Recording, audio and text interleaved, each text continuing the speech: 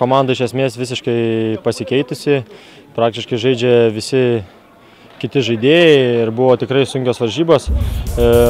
Akcentavome greitą įvartį, pasiekė įmušt, bet eigoje varžybų teko vargti, kol gale varžybų perlūžėme.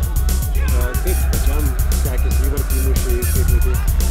Na, žinot, nuo atsarginių suolelių visą laiką sunkiau įeiti, nes, kaip sakoma, apšilimo nepadarai su ta komanda, kol pradedi, kol įsivažiuoji žaisti, bet pavyko įmušti, džiaugiuosi, po to sekė Lino gražus įvartis ir manau, kad pelnytai laimėjome. 12 taškų persvara jau ramina?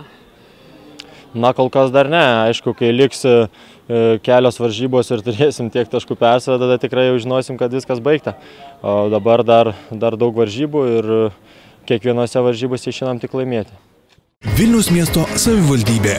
Generalinis rėmėjas Top Sport. Techninis rėmėjas Kapa.